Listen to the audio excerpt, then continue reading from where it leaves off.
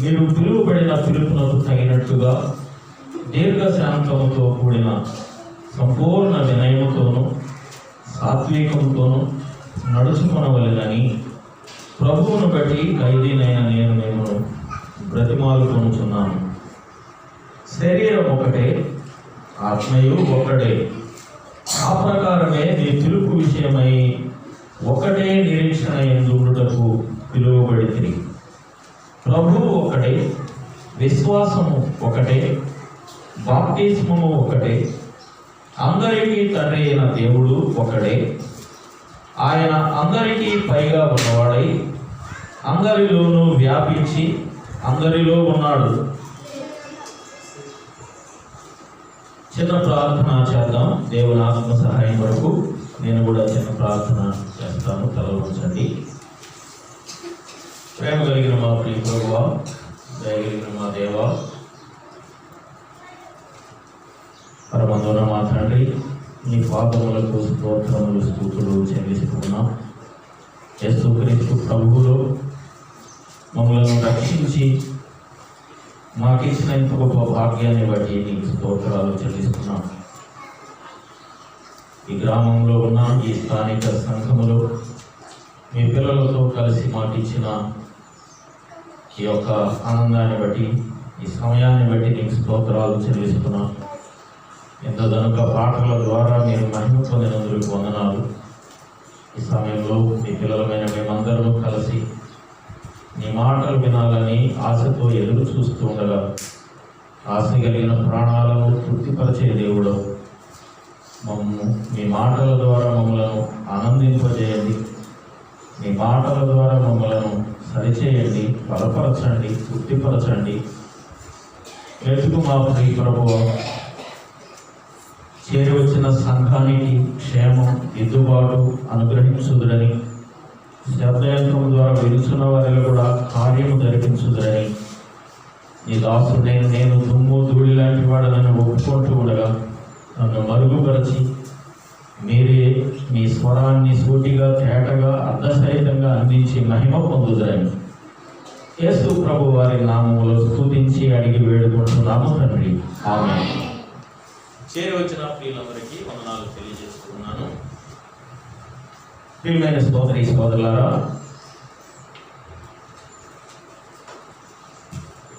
దేవుని వాక్యం మరి ఈ దినం ఎఫెసీ పత్రికలో 4వ అధ్యాయము 1 నుండి 6 వచనాలు మనం చదువుకున్నాం. బైబిల్ గ్రంథంలో, క్రొత్త నిబంధన గ్రంథంలో ఉన్న 21 పత్రికలలో ఎఫెసీ పత్రిక విశ్వాసులకు చాలా అవసరమైన పత్రిక. అపోస్తులైన పౌలు ఎఫెసులో ఉన్న సంఘానికి రాసినటువంటి ఈ లేఖ, ఈ ఎఫెసీ పత్రికలో 6 అధ్యాయాలు ఉన్నాయి. 6 అధ్యాయాలలో 1 నుండి 3 అధ్యాయాలు, అనగా 1, 2, 3 అధ్యాయాలు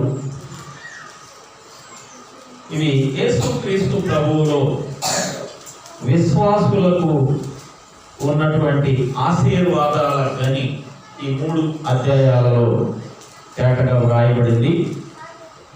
సిద్ధాంతపరంగా క్రీస్తు ప్రభువులు మనకు కలిగిన ఐశ్వర్యాలు ఈ 3 అధ్యాయాలలో చెప్పబడ్డాయి.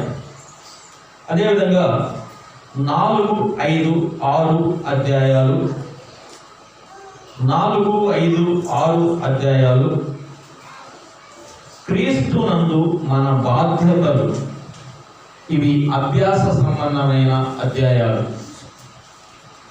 4, 5, 6 అధ్యాయాలు ఇవి అభ్యాస సంబంధమైన అధ్యాయాలు.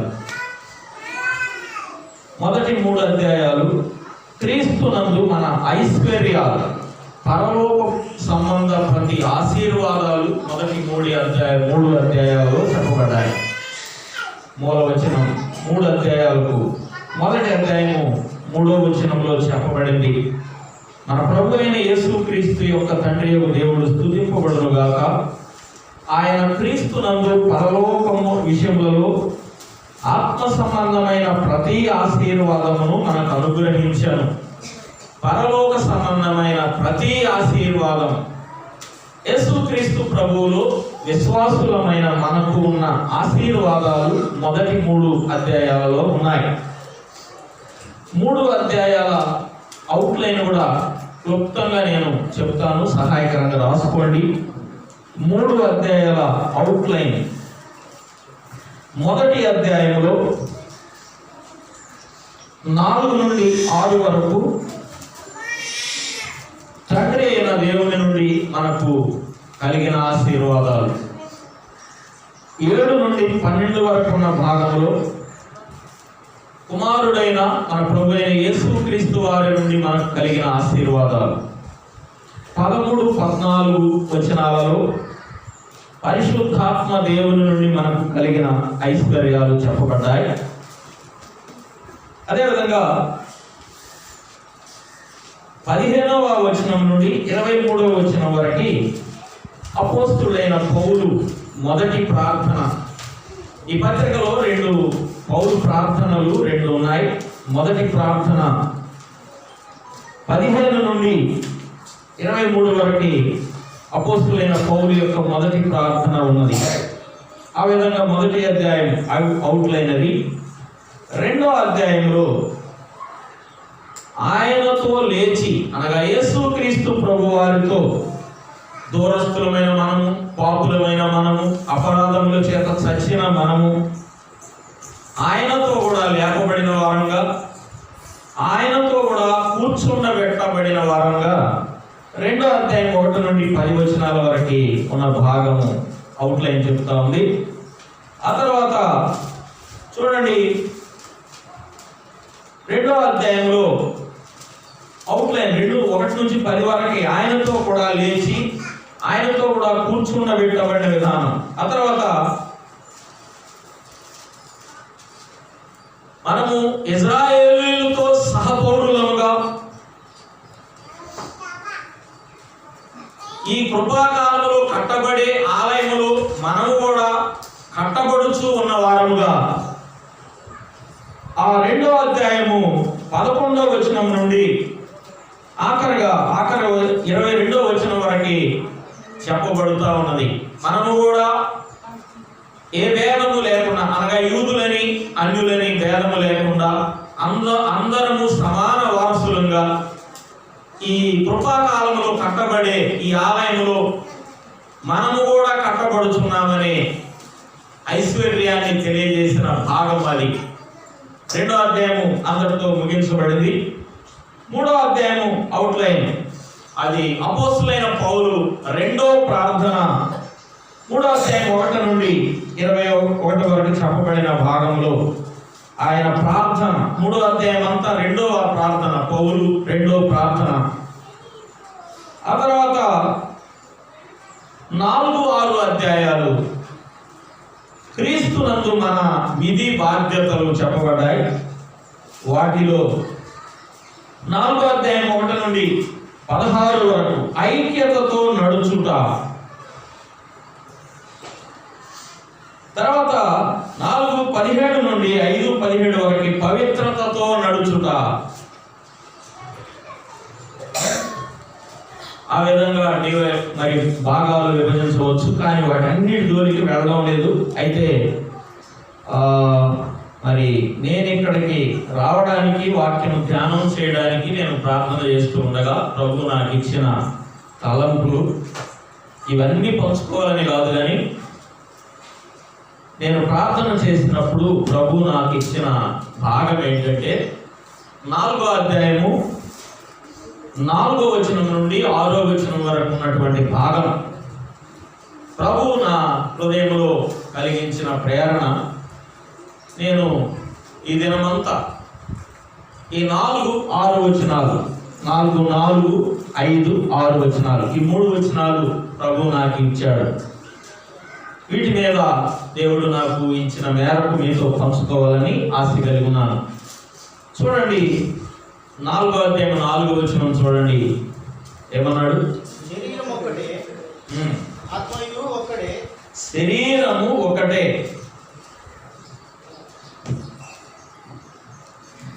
ఈ భాగంలో చెప్పబడిన మాట శరీరము ఒకటే. అందరూ మనసు ఈ భాగం మీద ఉంచండి. శరీరము ఒకటే. ఎవరిది? ఎవరిది శరీరం? ఇక్కడ 7 ఒకట్లు చెప్పబడ్డాయి. ఎన్ని? 7 ఒకట్లు చెప్పబడ్డాయి. ఒకసారి మీరే వాటన్నిటిని గమనించండి. శరీరం ఒకటే, ఆత్మ ఒక్కడే, నిరీక్షణ ఒకటే, ప్రభువు ఒక్కడే, విశ్వాసం ఒక్కటే, బాప్తిస్మం ఒక్కటే, దేవుడు ఒక్కటే. 7 ఒక్కటే ఒక్కటే అని 7 విషయాలు చెప్పాడు. ఈ 7 విషయాలు ఏమిటో, వాటి యొక్క పూర్తి వివరాలు ప్రభు ఇచ్చిన మేరకు మనం తెలుసుకోవడానికి ప్రయత్నం చేద్దాం. మొట్టమొదటిగా ఏమని చెప్పాడు? మొట్టమొదటి ఒకటి ఏంటది? శరీరము ఒకటే. ఎవరిది శరీరం? ఈ శరీరం ఎవరిది? ఈ విషయం తెలుసుకుందాం. చూడండి, 1వ అధ్యాయము చూడండి. ఈ శరీరము ఎవరిది? 1వ అధ్యాయము 23వ వచనం చదువుతున్నాను, గమనించండి. సంఘము ఆయన శరీరము. శరీరము ఒక్కటే అన్నాడు. ఆ ఒక్కటే అని చెప్పబడిన ఆ శరీరము ఏమిటి అని అంటే 1వ అధ్యాయంలోనే చెప్పాడు.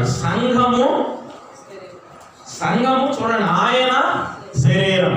సంఘము ఈ శరీరం ఒక్కటే అంటే ఈ ఒక్కటే శరీరం ఏమిటో ఈ వచనం తేటగా చెప్పబడతా ఉంది. ఏమిటి ఆ శరీరము? చెప్పండి, అక్కడ ఉన్నమాట. సంఘము ఆయన శరీరము. ఆయన అనగా మన ప్రభు అయిన యేసుక్రీస్తు వారు. ఈ సంఘము ఆయన శరీరము. ఎవరి శరీరం? చెప్పండి, ఎవరి శరీరం? నీదా, నాదా? ఎవరిది శరీరం? యేసుక్రీస్తు ప్రభు వారి శరీరం ఇది.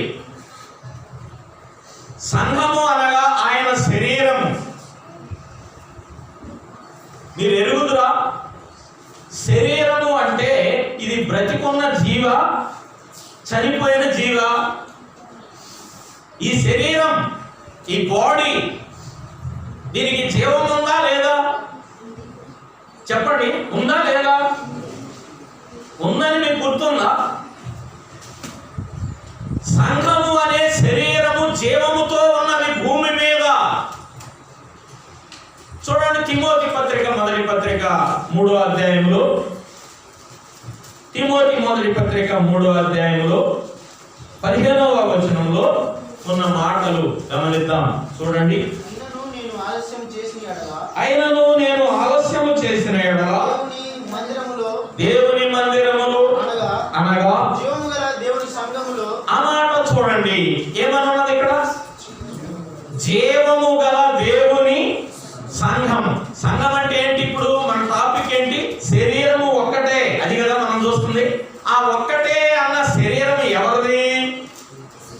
అది ఆయన శరీరం అనగా యేసుక్రీస్తు ప్రభు వారి శరీరము. ఈ శరీరము ఇప్పుడు ఎలా ఉన్నది? జీవం కలిగి ఉందా, జీవం లేకుండా ఉందా?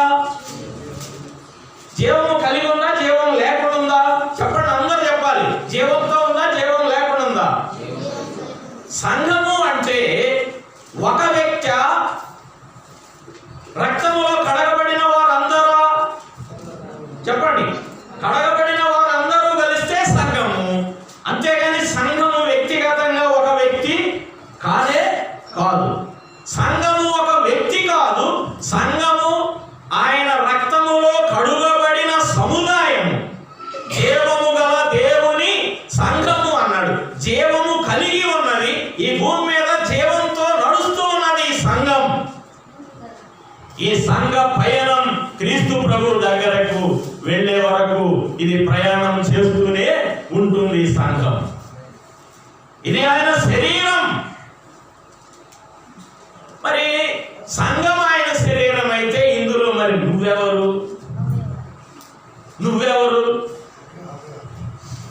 సంఘము ఆయన శరీరం అయితే మరి నువ్వెవరు? ఆలోచన చేయండి, నీవెవరు? ఇప్పుడు నువ్వెవరు అనేసరికి సంఘం ఆయన శరీరం అని చూసాం. సంఘం ఆయన శరీరం అంటే ఇందులో శరీరం అంటే మొత్తం అవయవాలన్నీ ఒకటి లేవు కదా. దీనిలో ముఖ్యమైనది ఏది దేహంలో? చెప్పండి. ఈ దేహంలో ముఖ్యమైనది ఏది చెప్తే ఏదైతే అనుకోబాకండి. ముఖ్యమైన ఒకటే ఒకటి ఉంది. ఒకటి తీసేస్తే ఈ కర్మ దేహం ఏమీ చేయలేదు. ఏం లేదు, నేనే చెప్పాను. తల. ఈ దేహంలో మాట్లాడేది తలే, ఈ దేహంలో చూసేది తలే, ఈ దేహంలో వినేది తలే. ఇప్పుడు మనం డివైడ్ చేద్దాం. దీనిలో ఎవరో కొంచెం ఆలోచన చేద్దాం. ఇక్కడే చూడండి, ఎఫెసీ పత్రిక 1వ అధ్యాయంలో 23వ వచనం లేక 22 ఆఖరు భాగం. ఆయనను సంఘమునకు శిరస్సుగా. ఈ సంఘమునకు శిరస్సు ఎవరండి? చెప్పండి. ఇక్కడ ఉన్న వాక్యమే. యేసు ప్రభు వారే ఈ బాడీకి శిరస్సు ఆయన, ఈ తలకాయ ఆయన. ఈ తల ఆయన అయితే ఈ కింద ఉన్నదేంటి? ఈ కింద ఉన్న దేహం మనం. అంతే. ఈ దేహం మనం. కాళ్ళు కదలాలంటే కనెక్షన్ ఎక్కడి నుంచి రావాలి? తలలోనే. నువ్వు కదులు అని తలలో ఆలోచన వస్తేనే కాళ్ళు కదులుతాయి. నువ్వు చెయ్యి అని చేతులకి తల కనెక్షన్ చేస్తేనే చేతులు పనిచేస్తాయి. ప్రతి దానికి కనెక్షన్ తల నుండే వస్తుంది అన్నమాట. కానీ కొంతమందికి తల చేయమని చెప్పిన అవయవాలు పనిచేయని పరిస్థితి కూడా ఉన్నదా లేదా? ఎవరికి? ఏంటంటే నవ్వుతారు. సీరియస్గా ఆలోచన చేయండి. తల మెదడు పర్వాలేదు, నడవమని చెబుతుంటే నడవలేవు కాళ్ళు. ఎవరికి?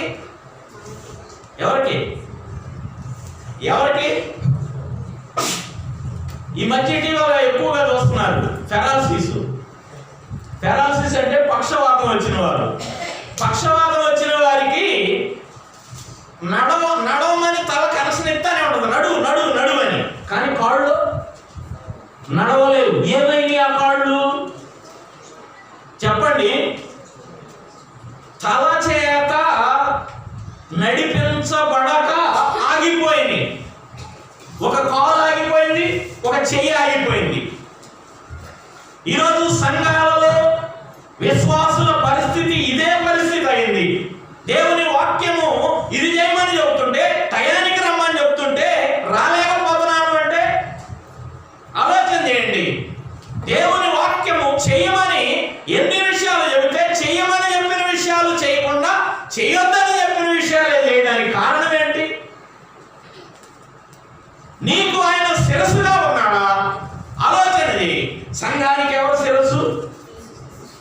సంఘముగా ఎవరు సంఘానికి శిరస్సు అంటే ఆయనే శిరస్సు. ఎందుకంటే సంఘములో నడిపించబడే ప్రతి విషయం ఎవరికి ఇష్టం వచ్చినట్టు నడుస్తుంది. సంఘ కార్యక్రమాలు ఎవరిష్టం? ఏంటండి ఎవరిష్టం? సేవకుని ఇష్టమా? సేవకుడైనా కూడా ఎవరైనా సరే వాక్య ప్రకారం నడవాలే కానీ వాక్యానికి భిన్నంగా నడిస్తే అది శిరస్సు చేత సమన్వయపరచబడ్డట్టు కానీ కాదు. మన శిరస్సు మన క్రీస్తు ప్రభువే. సంఘానికి హెడ్ ఆయనే, సంఘానికి బ్లడ్ ఆయనే. సంఘం ఎవరి ద్వారా కడగబడింది? ఆయన రక్తములో కడగబడింది. ఆయన రక్తము చేత కొనబడింది. చూడండి, ఆ మాట కూడా అపోస్తలుల కార్యముల గ్రంథం 20:28లో చేటగా వ్రాయబడింది కదా. ఏమన్నాడు? దేవుడు తన స్వరక్తమిచ్చి సంపాదించిన తన సంఘము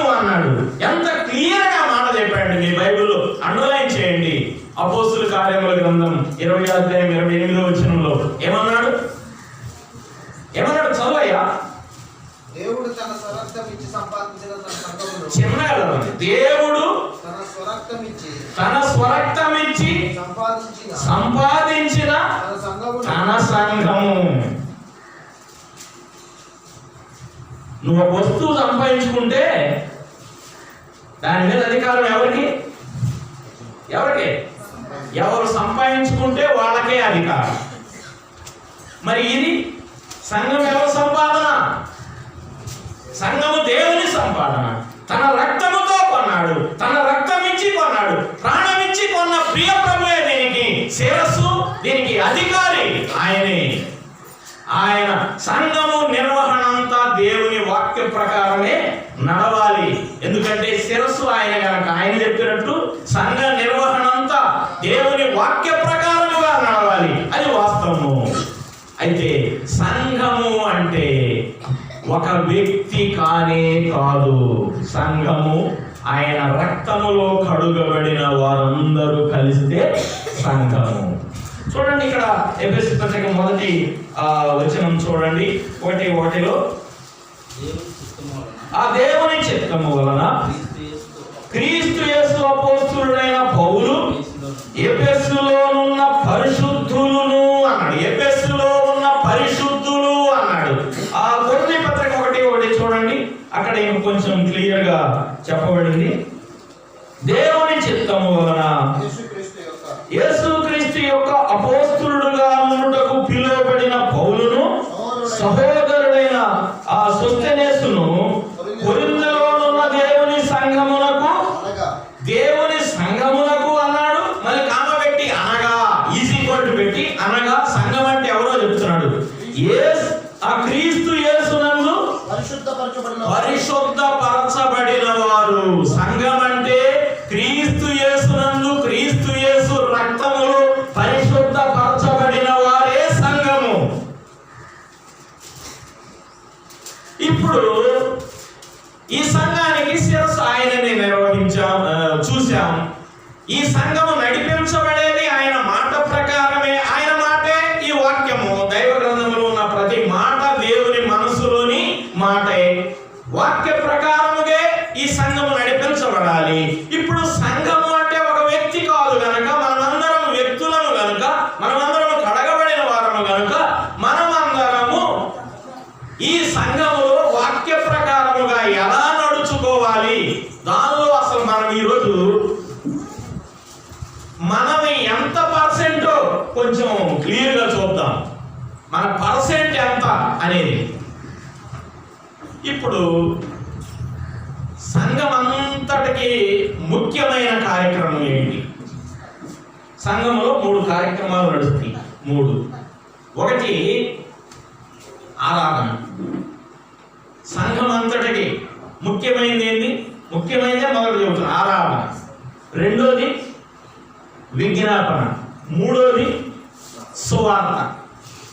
సువార్త అంటే ఆరాధన యొక్క సారాంశం స్తుతించడమే. ఆరాధనలకి వేరే పార్ట్ ఏమి ఉండడానికి ఏం లేదు. ఆరాధన అంటే పూర్తిగా స్తుతే.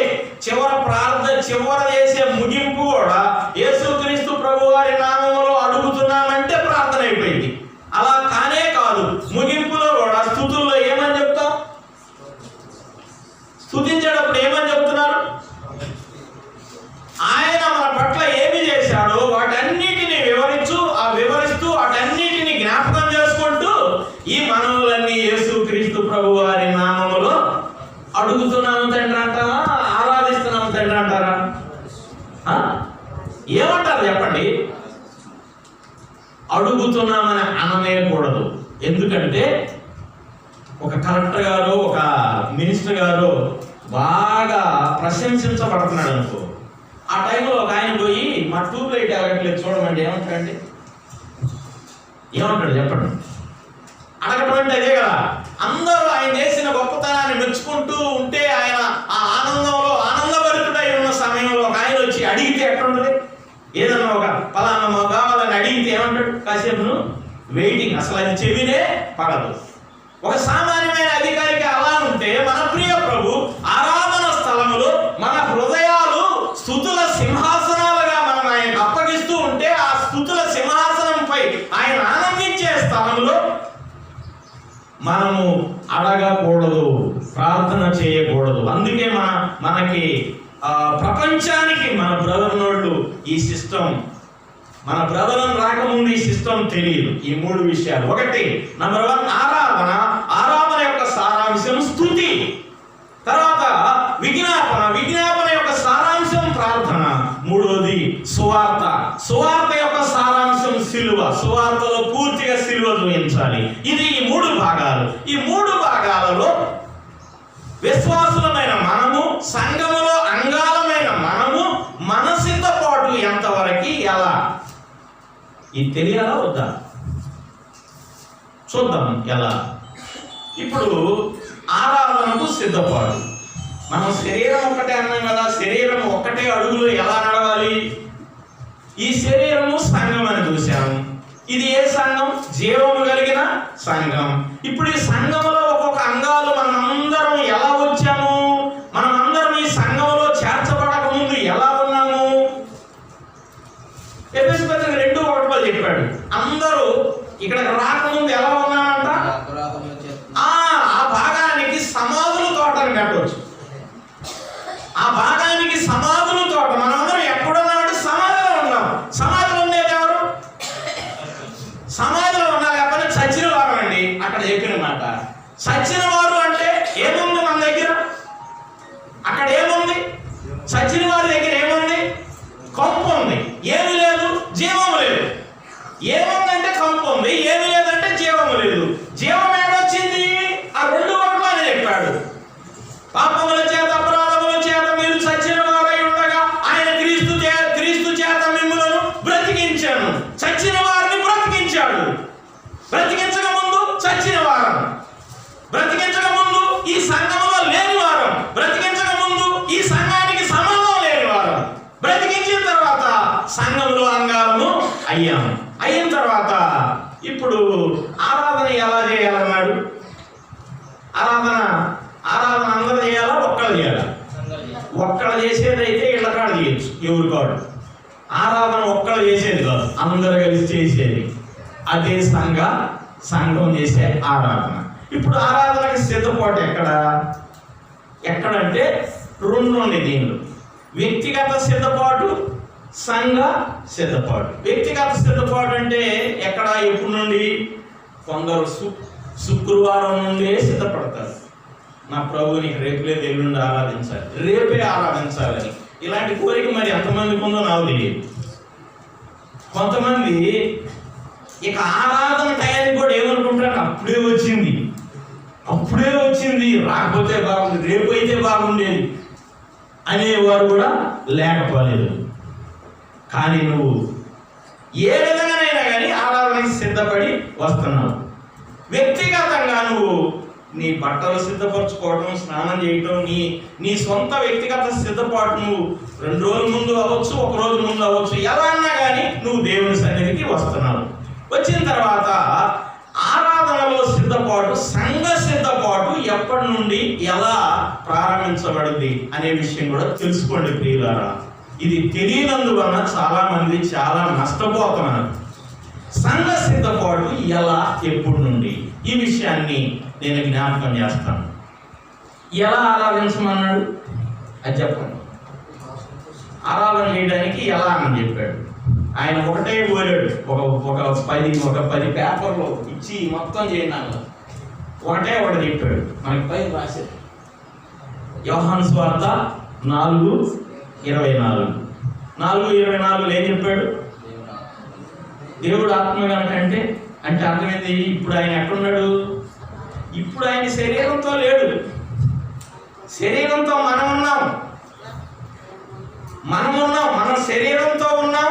శరీరంతో ఉన్న మనందరం కలిస్తే ఆయన శరీరం, కానీ ఆయనకి ప్రత్యక్షంగా ఇక్కడ శరీరం లేదు.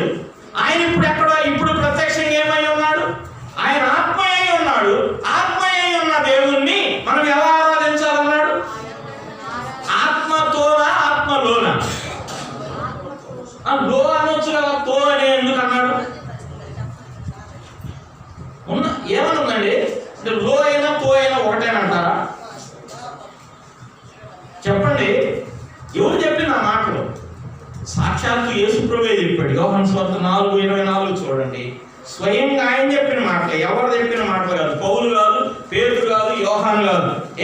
ఏమన్నాడు?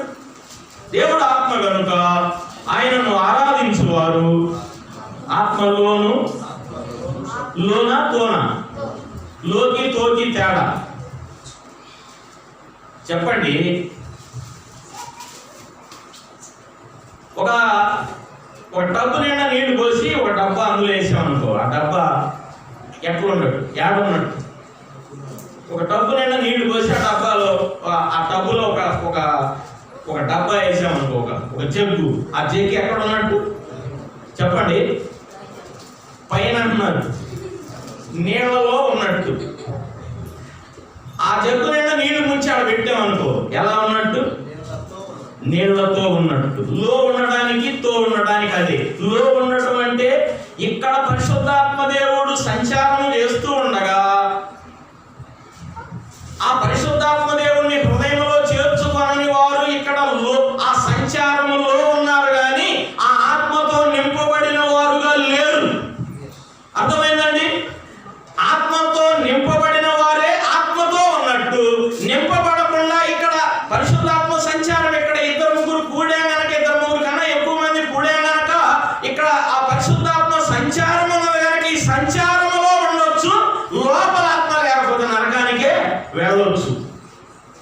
ఏమి కావాలి? తో కావాలా లో కావాలా? తో కావాలి. ఇప్పుడు తో ఆత్మతో ఉండాలి. ఆత్మతో అంటే ఎంత పర్సెంట్ ఉండాలి? ఈ తో అనేది ఎంత పర్సెంట్ ఉండాలి? లూకాసు వార్త 10వ అధ్యాయం చూడండి. లూకాసు వార్త 10వ అధ్యాయంలో మరి తో అన్నాడు కదా, తో అంటే మరి ఎంత పర్సెంట్? కొంతమంది ఆవగింజంత అంటారా, లేకపోతే 10వ అధ్యాయంలో 27వ వచనం యేసు ప్రభువు వారే చెప్పారు ఈ మాటలు. అతడు నీ దేవుడైన ప్రభువును పూర్ణ హృదయంతోను. ఇక్కడ ఎట్ట ఆరాధించాలో చెప్పాడు. ఈడ పూర్ణ హృదయం, పూర్ణ మనసు, పూర్ణ శక్తి, పూర్ణ వివేకం అన్నాడు. అన్నిటిలో ఒకటి యాడ్ చేశాడు. ఏంటది? పూర్ణ అని. పూర్ణం అంటే ఏంది? పౌర్ణమి అని ఎప్పుడు అంటాం చంద్రుడిని. మీకు అర్థమవుతాను, మీకు తెలిసిన విషయాలు నేను అట్లా మీకు అర్థమయ్యేటట్టు అక్కడ చెప్తున్నాను. చంద్రుడు ఎట్లుంటే పౌర్ణమైంది? నిండుగానా ఆఫ్గానా? అది ఆఫ్గా ఉంటుంది, కొంచెం కొంచెంగా కూడా ఉంటుంది. కొంచెం కొంచెం ఉన్నప్పుడు కొంచెం కొంచెం పౌర్ణమని ఎప్పుడు అంటారు? పూర్తి నిండుగా ఉన్నప్పుడు. ఇక్కడ పూర్ణం అంటే పూర్తి నిండుగా అని. పూర్తి నిండుగా అంటే నీ ప్రభువుని నువ్వు ఆరాధించడంలో నీ సిద్ధపాటు పూర్ణంగా ఉండాలి. ఇక్కడ ఏం చెప్పాడు? పూర్ణాత్మతో, పూర్ణ మనస్సుతో, పూర్ణ శక్తితో, పూర్ణ వివేకంతో అని 4 విషయాలు చెప్పాడు. పూర్ణంగా అన్నాడు. ఇప్పుడు చూడండి, నేను చెప్తున్నాను, ఆరాధన ఎన్ని గంటలకు ఇక్కడ స్టార్ట్ అయింది? 11 గంటలకు ఆరాధన స్టార్ట్ అయింది. ఆరాధన స్టార్ట్ అయినప్పుడు దేంతో ప్రారంభిస్తాం? ప్రార్థన అనమాట. పాటతో కదా ప్రారంభించేది, పాటలు కదా. పాటలతో ప్రారంభించేటప్పుడు మనం మాత్రమే ప్రత్యేకంగా గమనించే విషయాలు. ఏ పాట పాడతాం? ఇందులో ప్రార్థన పాట అసలు పాడతారా? ఎందుకని మనం పాడం? బయట అసలు అదో ఇదో కూడా తెలియకుండా ఏది పెడితే అది పాడతారు, కానీ మనం మాత్రం అలా పాడం. ఒకటి స్తుతి పాట, రెండోది శిలువ ధ్యాన గీతం, మూడోది ఆరాధన గీతం. ఈ గీతాలు పాడేటప్పుడు ఎలా పాడతాం చెప్పండి? ఎలా పాడతాం? అందరూ కలిసి పాడతామా? పాడమా? అందరూ కలిసి పాడేటప్పుడు ఆ పదాలు మన హృదయాలు నిండుగా ఆ పదాలు పలుకుతున్నప్పుడు మన హృదయాలకి పూర్ణమైన ఏక మనసు రావాలి. ఆరాధనలో ఒకరు ఎత్తి పాడుతున్నప్పుడు ఈనాడు జరుగుతున్నది ఏంటంటే, అందరూ కలిసి పాడితే ఎంత సౌండ్ వచ్చింది? ఎంత చెప్పండి?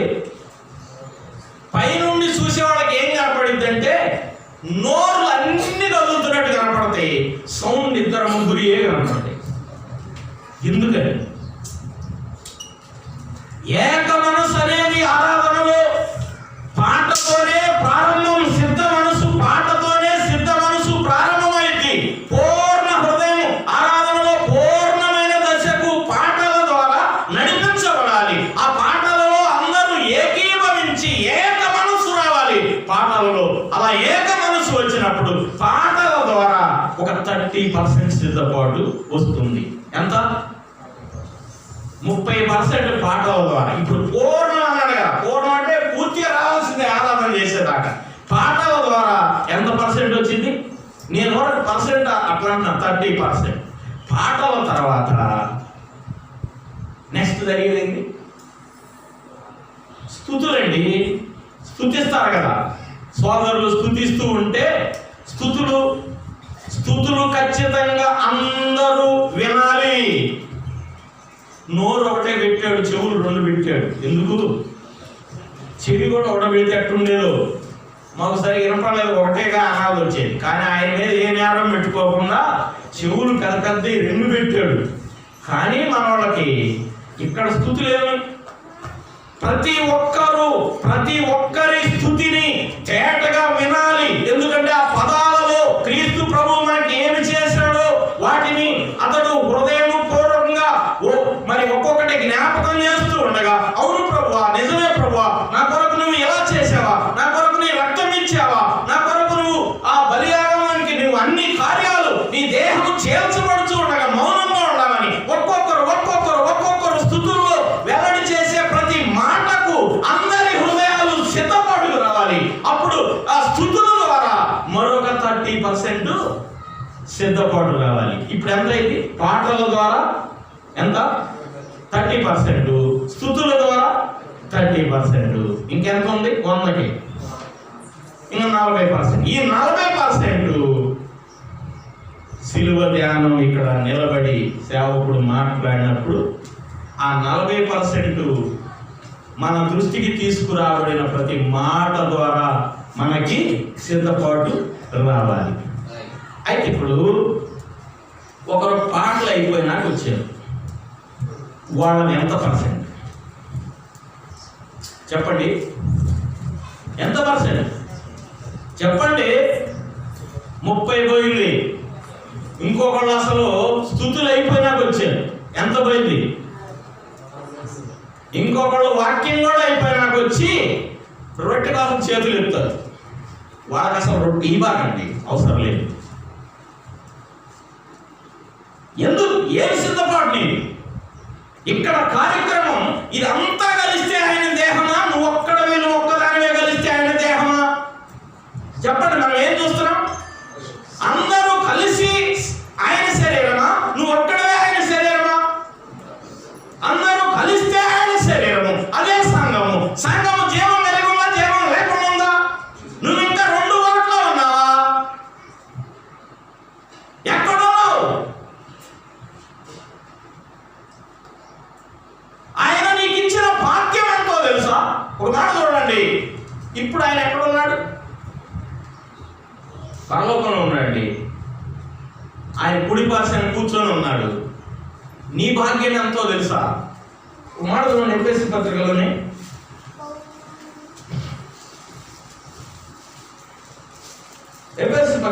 ఒక మాట, 1వ అధ్యాయంలో 21వ వచనం ఆఖరి భాగంలో, ఆయనను తన కుడి పార్శ్వమున కూర్చుండబెట్టుకొని ఉన్నాడు. ఆయన్ని కుడి పార్శ్వాన కూర్చున్నాడు. ఆయన ఎక్కడ ఉన్నాడంటే అది సూటిగా రాయబడింది ఈ పత్రికలో. మనము ఒకప్పుడు 2 వాటిలో ఉన్నాం, ఇప్పుడు ఎక్కడ ఉన్నాం? 2వ అధ్యాయం చెప్పండి, 7వ వచనం. 2వ అధ్యాయం 7వ వచనంలో మనం ఎక్కడ ఉన్నాం? ఆయనతో కూడా లేపి పరలోకమందు ఆయనతో కూడా కూర్చుండ, ఆయనతో కూడా లేపి పరలోకమందు ఆయనతో కూడా. మనం ఏడగల కూర్చున్నాం, మరి ఆడెట్ట కూర్చున్నాను? ఎక్కడుంటేనే అక్కడ ఎట్ట కూర్చున్నట్టు? సంఘానికి ఉన్న ఆధిక్యత అంత గొప్పది. నీకు బెర్త్ ఖాయం. ఎక్కడంటే వేరే ఎక్కడో కాదు, ఆయన కూర్చున్న ప్లేస్లోనే నీకు కూడా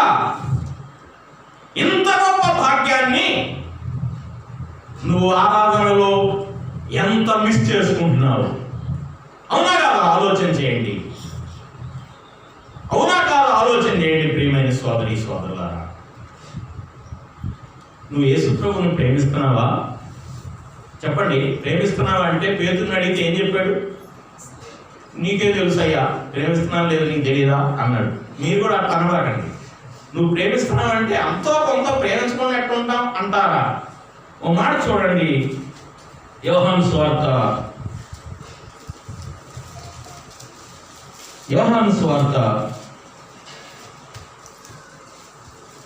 14వ అధ్యాయంలో మాట 15వ వచనం. మీరు నన్ను ప్రేమించిన ఎడల నా ఆజ్ఞలను గైకొనుదురు. ఆజ్ఞలు అంటే వాటిల్లో విశ్వాసులకి ప్రథమమైన ఆజ్ఞ ఏంది? ఆరాధనే. ఆరాధన విశ్వాసికి శ్వాసతో సమానం. ఒక బాడీకి శ్వాస ఎంత ప్రాముఖ్యమైందో ఇప్పుడు ఒక వ్యక్తిని తీసుకొచ్చి ముక్కు మూసేయండి, కాసేపు మూసేయండి, ఏమైంది? ఒక బాడీకి శ్వాస ఎంత ప్రాముఖ్యమైందో విశ్వాసికి ఆరాధన అంతే ప్రాముఖ్యమైంది. అంతే ప్రాముఖ్యమైన ఆరాధనను నువ్వు నిర్లక్ష్యంగా చేస్తున్నావంటే, ప్రారంభం నుంచి లేవంటే, చివరిలో కూడా చేతులు ఎత్తున్నావంటే, మరి ఇప్పుడు నువ్వు ఏం చెప్పాలి? నువ్వు ప్రేమిస్తున్నట్ట, ఆయన ఆజ్ఞలను పాటిస్తున్నట్ట, పాటించనట్ట? ఇక్కడ ఏమని చెప్పాడు? మీరు నన్ను ప్రేమించిన ఎడల నా ఆజ్ఞలను గైకొందురు అన్నాడు. 21వ వచనం చూడు.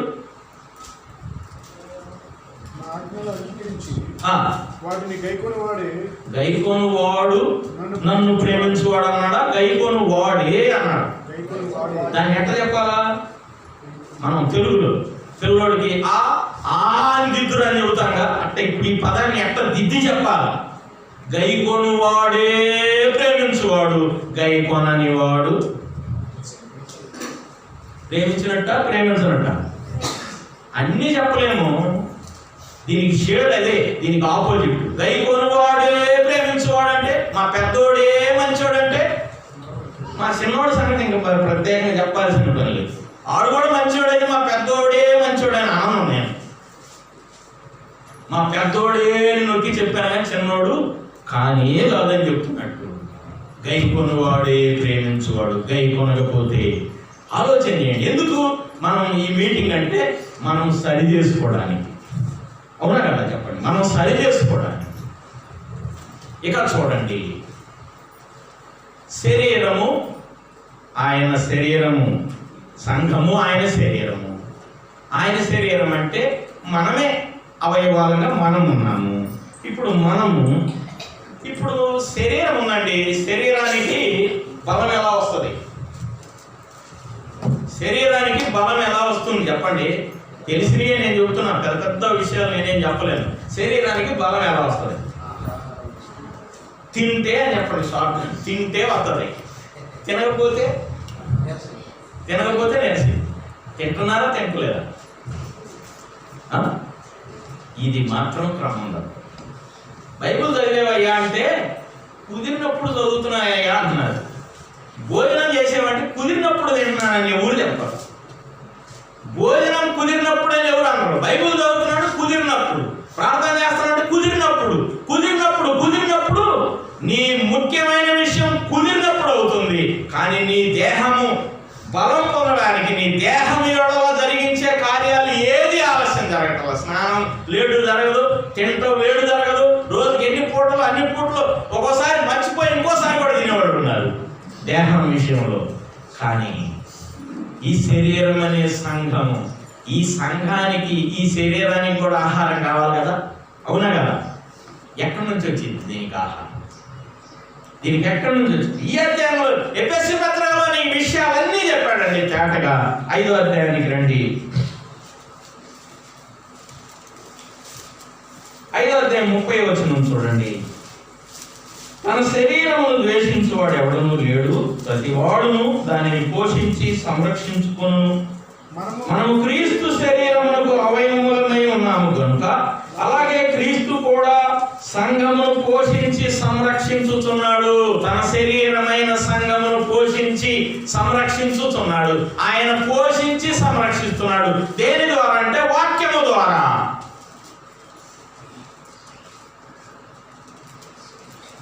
వాక్యము ద్వారా. ఒక గొప్ప దైవజనుడు ఒక మాట చెప్పాడు. ప్రతి మనిషిలో 2 కుక్కలు ఉంటాయి అన్నాడు. 2 కుక్కలు, ఒకటి మంచి కుక్క, ఒకటి చెడ్డ కుక్క. 2 కుక్కలు ఉంటాయి అన్న. ఈ 2 కుక్కల్లో ఏది గెలిచిద్ది అని అడిగాడు. ఏది గెలిచిద్ది చెప్పండి? ఈ 2 కుక్కల్లో ఏది గెలిచిద్ది చెప్పండి? చెడ్డదా? చెడ్డది. Very good. ఒకళ్ళు. ఇంకోటి చెప్పండి. ఇక మిగిలింది మంచిది, అది ఒకళ్ళు చెప్పండి. చెడ్డదని కొందరు, మంచిదని కొందరు. కానీ ఖచ్చితమైన సమాధానం ఏంటంటే, దేనికి ఎక్కువ మేత పెట్టి నువ్వు దాన్ని మేపితే అది గెలిచింది. దేనికి నువ్వు ఎక్కువ మేత పెట్టి మేపితే అది గెలిచింది. నువ్వు మంచిదానికి ఎక్కువ మేత పెట్టి దాన్ని మేపితే మంచిదే గెలిచింది. చెడ్డదానికి ఎక్కువ మేత పెడితే చెడ్డదే గెలిచింది. అది ఆ బాధ్యత నీదే. ఆ రెండింటిలో ఏది బలపడాలన్నా అది నీ నిర్ణయం మీద ఆధారపడి ఉంటుంది. నువ్వు చెడును ఎక్కువగా బలపరుస్తున్నావా, నువ్వు మంచి జరిగించలేవు. మంచికి ఎక్కువ బలపరుస్తున్నావా, చెడును జరిగించలేవు. ఇంతే. అయితే ఇక్కడ ఈ దేహము, ఈ శరీరము, ఈ సంఘం అనే శరీరానికి పోషణ, బలం ఎక్కడి నుంచి రావాలో కూడా ఎఫెసు పత్రికలో తేటగా చెప్పాడు. చూడండి, 4వ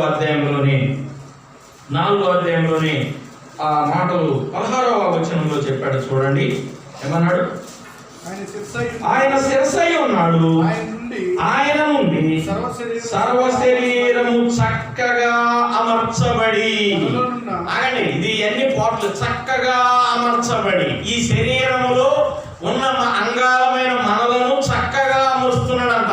చక్కగా అమర్తం అన్నమాట. మన ఇళ్లలో మనం వస్తువులు ఎంత చక్కగా అమరుస్తాం, ఏది ఎక్కడ ఉండాలో, ఎలా ఉండాలో ఈ చక్కగా అమర్చే పని కూడా ఆయనది. సంఘం అనే ఈ శరీరములో ఈ అవయవాలమైన మనలను ఆయన చక్కగా అమర్చబడి, తనలో ఉన్న ప్రతి అవయవము తన పరిమాణము చొప్పున పని చేయుచుండగా అన్నాడు. తన పరిమాణము చొప్పున అంటే నోరు నేను మాట్లాడలేను, నేను నడుస్తాను అని అంటే కుదిరిద్దా? చెప్పండి. కుదిరిద్దండి? తన పరిమాణం దేవుడు తేటగా ఇచ్చాడు. నువ్వు ఇది చెయ్యి అని చేతులకు చెప్పాడు. చేయాల్సిన బాధ్యత చేతులది, నడవాల్సిన బాధ్యత కాళ్ళది, మాట్లాడాల్సిన బాధ్యత నోటిది, వినాల్సిన బాధ్యత చెవులది. ఇవన్నీ ఇలా ఉంటే వీటన్నిటికీ శక్తి ఎక్కడి నుంచి వస్తుంది అంటే ఈ దేహానికి దేవుని నుండే శక్తి అందుతుంది. ఇక్కడ ఆ విషయం క్లియర్ గా చెప్పాడు. తన పరిమాణము చొప్పున పని చేయించుండగా ప్రతి కీలు వలన కలిగిన బలము చేత, ప్రతి కీలు వలన అంటే ఇవన్నీ చక్కగా ఒకే దేహంలో అమర్చబడి ఉన్న ఆ అమర్చబడిన విధానమే దేవుని క్రియండి. మనమందరము కలిసి దేవుని సంఘము. ఇందులో ఎవరి బాధ్యత వారికి ఉన్నది, ఎవరి పాత్ర వారికి ఉన్నది. ఇదే ఇప్పుడు దీని అంతటికి విన్న తర్వాత దీన్ని పోషించేది ఎవరు? మన ప్రియ ప్రభువే. ఇప్పుడు శరీరానికేమో తినాలి, ఆత్మకు వినాలండి. శరీరానికి తినాలి, ఆత్మకి వినాలి. ఆత్మ అనేది ఇప్పుడు కడుపులో ఉన్న బిడ్డనైనా స్కాన్ చేస్తారు, కానీ మనసు ఆత్మలో ఏమనుకుంటున్నావు స్కాన్ చేస్తారు ఎవరన్నా? దానికి ఇంకా మన కంప్యూటర్లు ఏమో, మన కంప్యూటర్లు వీళ్ళకి చాలా అన్నమాట. భూమి మీద ఇంకా టెక్నాలజీ వీడి వల్ల కానే కాదు. మనసులో, హృదయంలో ఏమనుకుంటున్నావు అది మాత్రం ఒక దేవునికే అర్థమైంది. దేవునికి మాత్రమే తెలుస్తుంది, కానీ పక్కోడికి తెలియదు. ఒకళ్ళు పక్కోడు కూడా తెలియడానికి వీల్లేదు. అయితే హృదయం యొక్క అవుట్పుట్ మాత్రం నోరు. హృదయానికి ఇన్పుట్ కళ్ళు, చెవులు. అర్థమవుతుందో లేదా? హృదయానికి ఏదైనా అందాలి అంటే చూసేదంతా కళ్ళు హృదయంలోకి తీసుకెళ్ళిద్ది, వినేదంతా చెవులు హృదయంలోకి తీసుకెళ్ళిద్ది. ఇప్పుడు హృదయం ఓపెన్ మాట్లాడు అని అంటే హృదయంలో ఉన్నది నోరు పలుకుద్దా, నోటికి నోరుగానే పలుకుద్దా? హృదయంలో ఉన్నవే నోరు పలికింది. అదే యేసు ప్రభు చెప్పాడు, హృదయం నిండిన దానిని బట్టి నోరు పలుకును. ఎంత సత్యం! ఏ టెక్స్ట్ బుక్లో ఉంటుంది ఈ విషయం? ఈ టెక్స్ట్ బుక్లోనే ఉంది, ఎక్కడా లేదు. ఎంత తేట అయిన వివరాలు చెప్పాడు. ఇప్పుడు ఈ దేహం అంతా ఒకటా రెండా? ఒక్కటేనండి. మన అంశం ఒక్కటే ఇప్పుడు అయిపోయింది. ఎపిసోడ్ 4 శరీరము ఒక్కటే. ఇప్పుడు ఒక్కటే ఎన్నిటిలో? ఆరాధనలో, సువార్తలో, విజ్ఞాపనలో, అన్నిటిలో ఈ ఒక్కటే. దీనికి హెడ్ ఆయనే. దీనికి మాన్యువల్ దైవ గ్రంథమే, చట్టం. ఈ ప్రభుత్వానికి చట్టం, రాజ్యాంగం ఉంది, కానీ దేవుని సంఘానికి చట్టం బైబిల్ మాత్రమే. మనకి చట్టం బైబిలే. బైబిల్ చెప్పిన ప్రకారమే. అంటే ప్రతి దానికి కుడి ఎడమ కూడా ఒక అడుగు కూడా అటు పడకుండా ఏ సమయంలో ఎలా నడవాలో ప్రతిది బైబిల్లో తేటగా మనకు వివరించబడ్డాయి. ఇప్పుడు రెండో మాట చూద్దాం, చూడండి. ఇంకేమన్నాడు? ఆత్మయు ఒక్కటే. రెండో మాట చూడండి, ఆత్మయు ఒక్కడే. ఒక్కటేనా?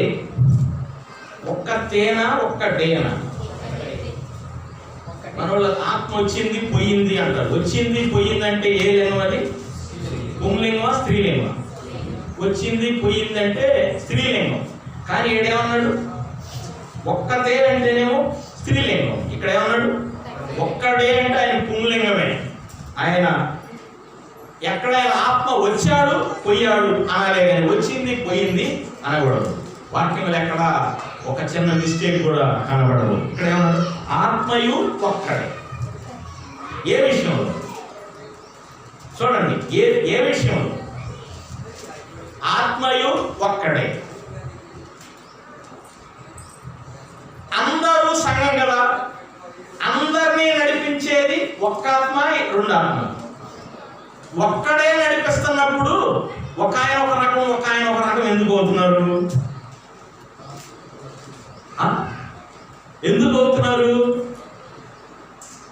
మనం నమ్మకం ఉంది ఎక్కడున్నాం ఒకసారి చూద్దాం. ఆత్మ మన పరిస్థితి ఎలా ఉందో ఒకసారి చూద్దాం. ఇక్కడ వచ్చి నమ్మకం ముందు మన ఆత్మ ఎలా ఉన్నామో ఒకసారి చూద్దాం.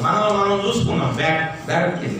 2వ అధ్యాయంలో చూడండి, 2:2 మీరు వాటిని చేయించు వాయుమండల సంబంధమైన అధిపతిని అనగా విధేయులైన వారిని ఇప్పుడు ప్రేరేపించు శక్తికి అధిపతిని అనుసరించి ఈ ప్రపంచ ధర్మం చొప్పున మునుపు నడుచుకోండి. ఇప్పుడు 3 వారితో కలిసి మనమందరము శరీరము యొక్కయు మనస్సు యొక్కయు కోరికలు నెరవేర్చుకొంచు. 2 చెప్పాడు చూడండి. శరీర కోరికలేనా మనసు కోరికలు కూడా? మనసు కోరికలు కూడా శరీర కోరికలు కూడా 2 ప్రకారం. కొంతమంది శరీరానుసారం విషయాల మీదే ఆనందిస్తారు, ఆత్మానుసారమైన వాటి మీదే ఆనందిస్తారు. ఈయన ఈ 2 విషయాల్లో చెడిపోయాం అన్నాడు. అంతకుముందు 2 విషయాల్లో చెడిపోయాం. ఇంకా ఎంత చెడిపోయామంటే ఈనాడు ప్రభువు నమ్మనవాడు ఈ 2 విషయాల్లో దేవునికి దూరస్తుడైపోయాడు. శరీర కోరికలను బట్టి దూరస్తుడే, మనసు ఊహలను బట్టి దూరస్తుడే. ఇంకా ఏమైపోయాడు? వాస్తవానికి వాళ్ళలో ఉన్న జీవాన్ని బట్టి జీవం ఇచ్చింది ఎవరు? దేవుడే. జీవం ఇచ్చింది దేవుడే, కానీ వాడు ఎలా వేరయ్యాడు అనేది కూడా ఇక్కడే చెప్పాడు ఈ సత్యం. ఒక మాట చూడండి, 4వ అధ్యాయం రండి, ఎలా వేరైపోయారో లోకంలో ఉన్న ప్రజలందరూ. 4వ అధ్యాయంలో చూడండి, 18 చూడండి. వారంటే ఎవరు? మనుషులు. సరే, వారంటే ఎవరు? నమ్మినోడా నమ్మనోడా? నమ్మనోళ్ళు. వారైతే అంధకారమైన మనస్సు గలవారై. మనసా శరీరమా? మనసు ఏదైతే శరీరం కూడా అదే అయింది. ఏమనుమానులు? అంధకారమైన మనసు గలవారై తమ హృదయ కాఠిన్యము వలన తమలోనున్న అజ్ఞానము చేత దేవుని వలన కలుగు జీవములో నుండి వేరుపరచబడిన వారైపోయి తమ మనస్సునకు కలిగిన వ్యర్థతను అనుసరించి నడుచుకొనుచున్నారు. అయితే దేవుని నుండి కలిగిన జీవం వారిలో ఉంది, కానీ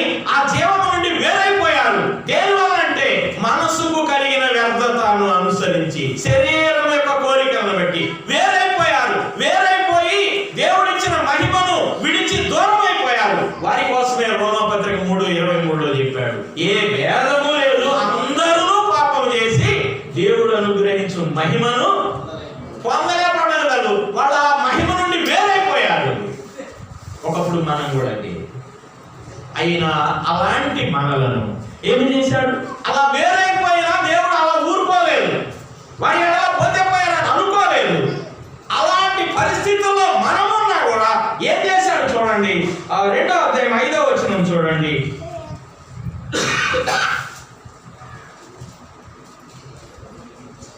అయినను దేవుడు కరుణా సంపన్నుడై ఉండి మనము మన అపరాధముల చేత చచ్చిన వారమై ఉండినప్పుడు సహితము మన ఎడల తన మహా ప్రేమ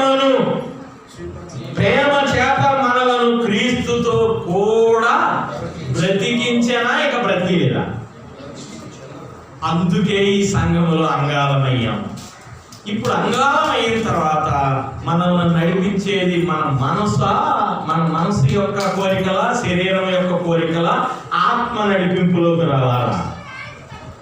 ఏమండి, ఇప్పుడు శరీరానుసారంగా ఆలోచన చేసే వారి ఆలోచనలు ఎట్లా ఉంటాయో ఆత్మ కలిగించే ఐక్యత ఎలా ఉంటుందో. ఎందుకంటే సంఘానికి నడిపించే ఆత్మ ఒక్కడా ఇద్దరా? ఆత్మ ఒక్కడే కదా మనం చూస్తుంది. ఒక్కడే ఉన్న ఆత్మ సంఘం అంతటిని ఒకే రకంగా నడిపిస్తాడు. ఉదాహరణకి ఆ ఒకే రకం ఎలా ఉంటుందో ఒక మాట చూద్దాం. చూడండి, అపోస్తుల కార్యముల గ్రంథం 2వ అధ్యాయానికి రండి. అపోస్తుల కార్యముల గ్రంథం 2వ అధ్యాయం 14వ వచనం. అయితే పేతురు మొదటి అధ్యాయం 14, క్షమించండి, మొదటి అధ్యాయం 14.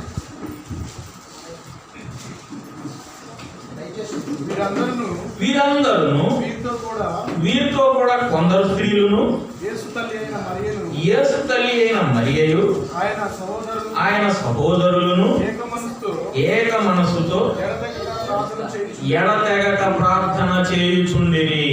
ఈ మాట చూడండి, ఇక్కడ చెప్పాడు కొందరి పేర్లు చెప్పాడు, అందరి పేర్లు చెప్పలేదు.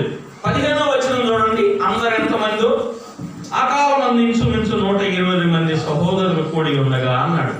అప్పుడు ఉన్న మొట్టమొదటి సంఘం, ఆ సంఘం యొక్క సంఖ్య ఎంతంటే 120 మంది. ఈ 120 మంది ఎలా ప్రార్థన చేస్తున్నారు అంటే, వీరందరూ క్రీస్తు ప్రభువును సొంత రక్షకునిగా అంగీకరించిన వారే, చచ్చిన స్థితిలో నుండి బ్రతికించబడిన వారే. అందరికి ఇప్పుడు ఏ మనసు వచ్చిందంటే ఏక మనసు వచ్చింది. ఏక మనసు ఎలా వచ్చింది చూడండి. ఏక మనసులో ఏముండవో ఈ వచనం మనతో మాట్లాడుతూ ఉంది. 14వ వచనంలో వీరందరూ వీరితో కూడా కొందరు స్త్రీలు అన్నాడు. అయితే ఇక్కడ ఒకళ్ళ పేరు క్లియర్గా చెప్పాడు. ఎవరి పేరు? యేసు తల్లి అయిన మరియయు ఆయన సహోదరులను. వీళ్ళు ఎవరు? 120 మందిలో ప్రత్యేకంగా యేసు తల్లి పేరు చెప్పాడు. తర్వాత ఆయన సహోదరులు అన్నాడు. సహోదరులు ఎంతమంది? సహోదరులు అంటే ఎవరు? యేసు ప్రభువు తర్వాత మరియమ్మకు పుట్టిన పిల్లలు సహోదరులు అంటే. వీళ్ళ పేర్లు సహోదరులని వీళ్ళ గురించి ప్రత్యేకంగా చెప్పాడు. ఆయన తల్లిని గురించి చెప్పాడు. చెప్పిన కింద ఏమన్నాడు? ఏక మనస్సుతో ఎడతెగక ప్రార్థన చేయుచుండి. ఏక మనస్సు అనే పదం ఎందుకు ఇక్కడ చెప్పాడు? వాళ్ళ పేర్లు చెప్పి ఏక మనస్సు అని ఎందుకు చెప్పాడు? ఒకసారి మనం ఆలోచన చేద్దాం. వాళ్ళందరూ ఆడ కూడి ఉంటే మరి మాకు ఒక ప్రత్యేకమైన ఆధిక్యత ఇయ్యొచ్చు అందరూ. ఏంటది చెప్పండి? వాళ్ళందరిలో కల్లా మీ అందరికన్నా నేనే ఎక్కువ అనడానికి ఆమెకు ఒక ఆధిక్యత ఉంది. ఏంటది చెప్పండి? అసలు యేసు ప్రభువుకే నేను తల్లినమ్మా, ఆయన నేను అన్నాను, మీ అందరితో నేను సమానం ఏంది, నేను ఎక్కువ కదా అని అనొచ్చా అనకూడదు అనే ఛాన్స్ ఆమెకు ఉందా లేదా? తర్వాత ఆయన సహోదరులు అని చెప్పాడు. ఈ పట్టీలు సహోదరులు వాళ్ళు ఏం చెప్పొచ్చు? ఆయన మా అన్నయ్య అండి, మేమంతా కలిసి ఒక పల్లెలో తిన్నాం, ఒక మంచంలో పడుకున్నాం, మా అన్నయ్య అని చెప్పొచ్చా లేదా? కానీ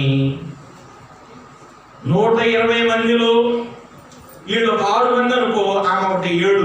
120లో 7 తీసేస్తే ఎంతమంది? ఈ 7గురే ఆయన ఇంటి వారు, రక్త సంబంధాన్ని. కానీ ఇక్కడ వీరు కూడా ఏ మనసుతో ఉన్నారు? ఏక మనసు. మీరు వేరు, మేము వేరు, మేము ఎక్కువ, మీరు తక్కువ అనే భేదము లేదు. ఏక మనసు అనే ఆ స్థితికి ఒక్కడే ఉన్న ఆత్మ నడిపించిన స్థితి అది. ఒక్కడే ఉన్న ఆత్మ. ఇక్కడ అదే చెప్పాడు ఎఫెసు పత్రికలో చూడండి.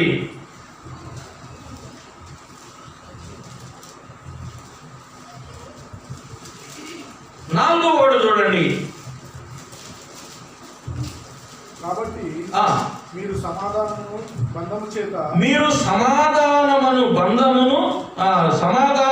బంధము చేత ఆత్మ కలిగించు ఐక్యమును కాపాడుకొనుట యందు శ్రద్ధ కలిగిన వారై ప్రేమతో ఒకరినొకడు సహించుచు అన్నాడు. సహించాలంటే ఏం కావాలి? ముందు ఏం కావాలి?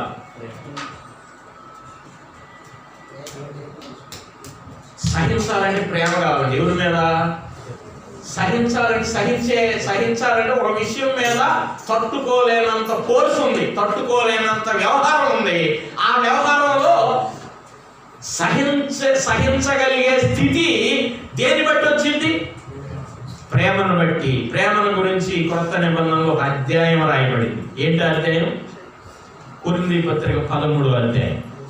మొదటి కొరింథీ పత్రిక 13వ అధ్యాయం అంతా యేసు ప్రభువు వారు చూపించిన మోడల్ ప్రేమని, లోక సంబంధంగా చూపించిన ప్రేమ కాదు. కొరడాలు చీలుస్తూ ఉంటే ఏమొచ్చింది నోట్లో నుంచి? ఆయనకి కొరడాలు చీలుస్తూ ఉంటే ఏమొచ్చింది నోట్లో నుంచి?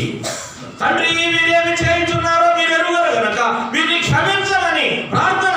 కారణం ఏంటంటే వారిని ఎలా ప్రేమించాడంటే ఆయన ఎంతగా ప్రేమించాడు. యోహాను సువార్త 13:1లో చెప్పాడు. ఎలా ప్రేమించాడు? యేసు ప్రభు వారి ప్రేమ ఎలాంటిదో యోహాను సువార్త 13:1 చూడండి. తాను ఈ లోకం నుండి తండ్రి యొద్దకు వెళ్ళవలసిన గడియ వచ్చినని యేసు పస్కా పండుగ ముందే ఎరిగిన వాడై లోకములో ఉన్న తన వారిని ప్రేమించి తన శిష్యులను తన చుట్టూ పెట్టుకొని వారిని పిలిచి వారిని ప్రేమించి వారిని అంతం వరకు ప్రేమించాను అన్నాడు. ప్రేమించి మరి అంతం వరకు ప్రేమించానని. ఇప్పుడు ఇది యేసు ప్రభు చెప్పిన మాట, యోహాను రాస్తున్న మాట. ఇక్కడ ఆయన నోటి వాంగ్మూలం కాదు కానీ యోహాను రాస్తున్న మాట.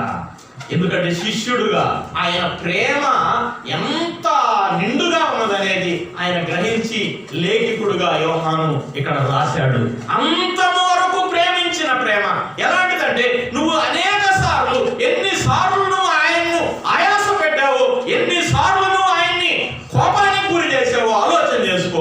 అలాంటప్పుడల్లా ఆయన నీ మీద కోపగిస్తే ఎలా ఉంటుంది? నువ్వేమైపోయేవాడివి? నువ్వు ఆయన ఆయాస పెట్టిన విషయాలు లేవా? నువ్వు ఆయన్ని బాధపరిచిన విషయాలు లేవా? ఆయనకు కోపం కల్పించిన విషయాలు లేవా? ఎన్నిసార్లు జరిగాయి? అన్నిసార్లు ఆయన కోపగిస్తే నువ్వు తట్టుకోగలవా? కానీ ఆయన నీ ఎడల ఏమి చూపించాడు? ప్రేమ, ప్రేమ, ప్రేమ. ఆయన ప్రేమ.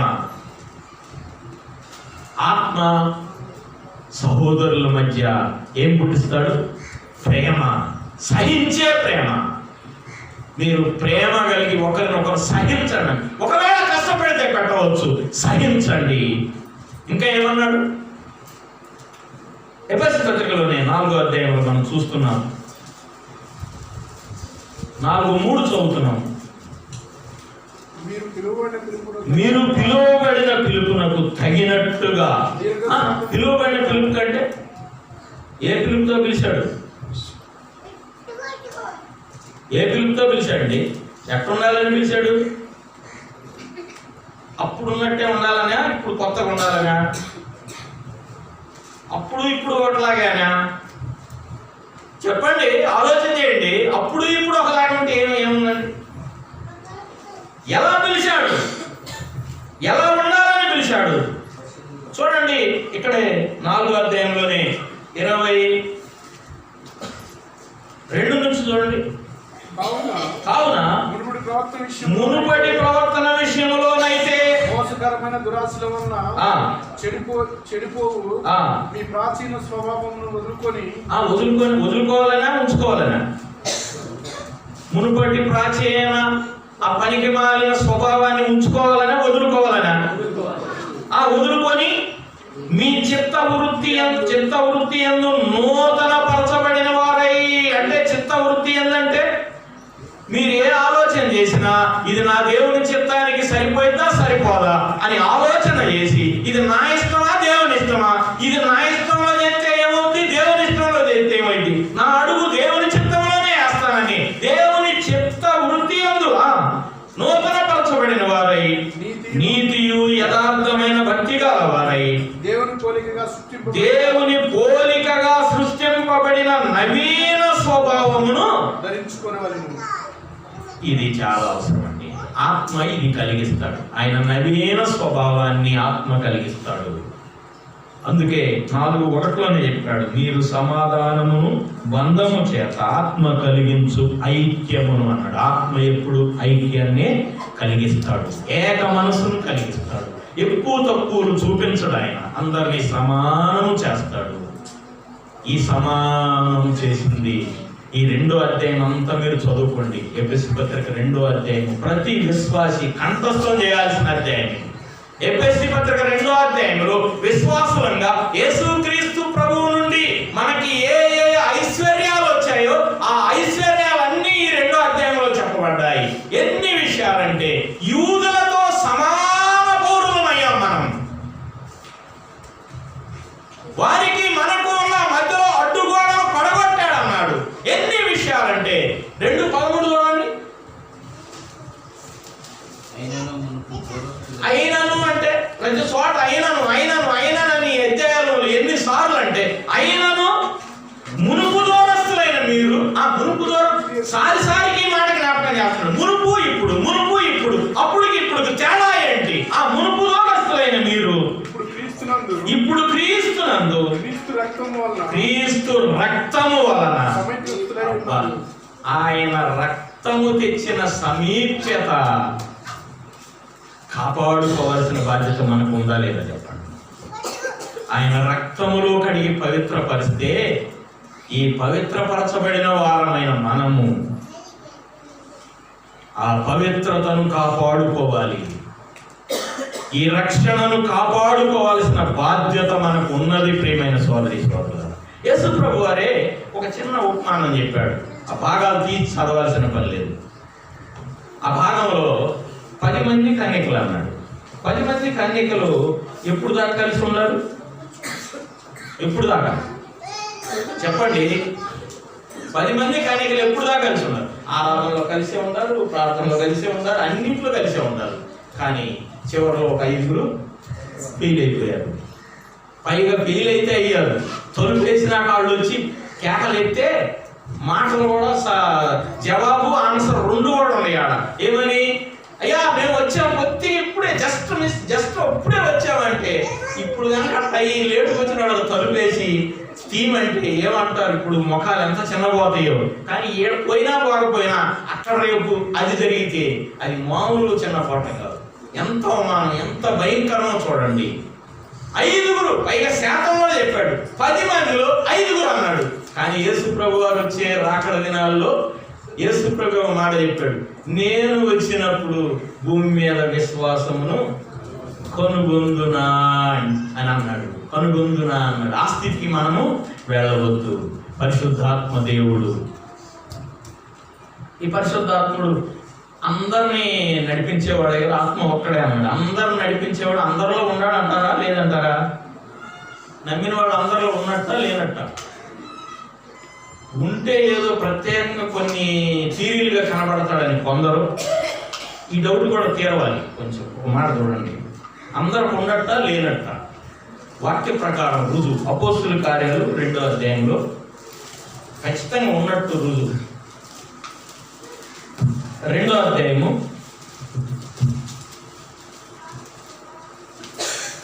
38వ వచనం.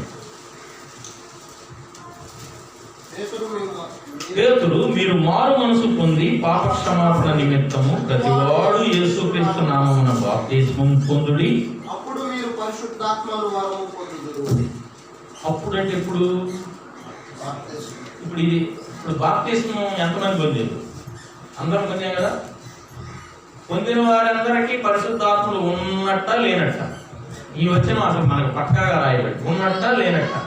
ఇక్కడ ఒక మధ్యలో ఒక చిన్న షరతు చెప్పాడు. షరతు కూడా ఉంది ఇక్కడ చూడండి. ప్రతి విషయానికి షరతు ఉంటుంది. ఇక్కడ షరతు, ఎందు నిమిత్తం బాప్తిస్మం పొందేవో దాన్ని బట్టి పరిశుద్ధాత్ముడు ఉంటాడు. ఎందు నిమిత్తం? మా పాప క్షమాపణ నిమిత్తము నువ్వు పొందితే, పెళ్లి కోసమే పొందితే, నువ్వు ఇంకొక దాని కోసం సర్టిఫికేట్ కోసం పొందితే లేదు. పక్కాగా యేసు ప్రభువా నా పాపాలు కడిగి నన్ను కూడా పరిశుద్ధుడిగా చేయి, ఆ గొప్ప రక్షణకు నన్ను వారసుని చేయని ఈడున్న లెక్క ప్రకారం జరిగితేనే పరిశుద్ధాత్మను నువ్వు కూడా పొందినట్టు. అప్పుడు పరిశుద్ధాత్మను నువ్వు పొందితే నువ్వు కూడా ఒక దేవాలయమే. కొరింథీ పత్రిక 3:16 చూడండి. నువ్వు పొందితే అప్పుడు నీలో ఉన్నట్టే, ఇంకేం డౌట్ లేదు. అందరిలో ఒకే ఆత్మ. అప్పుడు అందరూ నడిపించే ఒకే ఆత్మ అయినప్పుడు వేరు వేరు రావడానికి లేదు. మీరు దేవుని ఆలయమై ఉన్నారని, దేవుని ఆత్మ మీలో నివసించుచున్నాడని ఆనాడున్న వాళ్ళకే ఇది క్లియరెన్స్ లేదు. అందుకే పౌరులను మీరు ఎరుగరా, మీకు తెలియదా అన్నాడు. మరి ఇప్పుడు కూడా ఇదే పరిస్థితి చెప్పాల్సిన పరిస్థితి వస్తుంది. మీరు నిజంగా పాపక్షమాపణ నిమిత్తం బాప్తిస్మం పొందితే అప్పుడు నువ్వు పరిశుద్ధాత్మ అనే వరాన్ని నువ్వు పొందావు. నీలో ఆయన ఉన్నాడు, నువ్వు ఒక దేవాలయం అయ్యావు. వాస్తవానికి ఈ యేసు ప్రభు ఈ దేవాలయంలో ఉంటాడు. ఏ దేవాలయంలో ఉంటాడు? నీ హృదయం అనే దేవాలయంలో ఉంటాడు. నీ హృదయంలో ఉండడానికి ఇష్టపడుతున్నాడు కానీ 4 గోడల మధ్య ఉండడానికి ఆయనకి ఇష్టము లేదు. దేవుడు హస్తకృతములైన ఆలయములలో నివసింపడు అని లేఖనాలు కేటగా మాట్లాడుతూ ఉన్నాయి. ప్రియమైన సోదరి సోదరులారా, ఇప్పుడు ఎన్ని చూసాం? శరీరం ఒక్కటే, ఆత్మ ఒక్కటే. ఈ రెండింటిలో నీకు భాగం ఉందా లేదా? శరీరంలో నీ భాగం ఉందా లేదా? ఎలా? సంఘం అనే యేసు ప్రభు వారి శరీరములో నేను ఒక అంగాన్ని అని గుర్తుపెట్టుకో. అది నువ్వు చచ్చిన అంగం కాదు, జీవంతో పవర్ఫుల్ నీలో నడిపించేవాడు ఆత్మ ఒక్కడే. నీలో ఆత్మ నడిపింపు ఒక్కడే, పాస్టర్ గారిలో ఒక్కడే, పెద్దల్లో ఒక్కడే, అందరిలో నడిపించేవాడు ఒక్కడే. అందరిలో నడిపించేవాడు ఒక్కడైనప్పుడు వేరు వేరు పద్ధతులు ఉండడానికి వీలు లేదు. శరీరంలో భాగం ఉంది, ఆత్మ నడిపింపులో నీకు భాగం ఉన్నది. ఇంకా ఇంటి భాగ్యము లేదు అంటే లేని వారు ఎవరు? ప్రభుని నమ్మని వారే. నమ్మకపోతే ఇప్పుడైనా నమ్మండి. యేసు ప్రభుని సొంత రక్షకునిగా అంగీకరించండి. దేవుడు తన వాక్య భాగమును మన కొరకు దీవించునుగాక. చిన్న ప్రార్థన చేద్దాం. దయగల మా ప్రియ ప్రభువా, ప్రేమగల మా దేవా, నీకు వందనాలు, స్తోత్రాలు చెల్లిస్తున్నాను. ఎంత కనుక మీరు అందించిన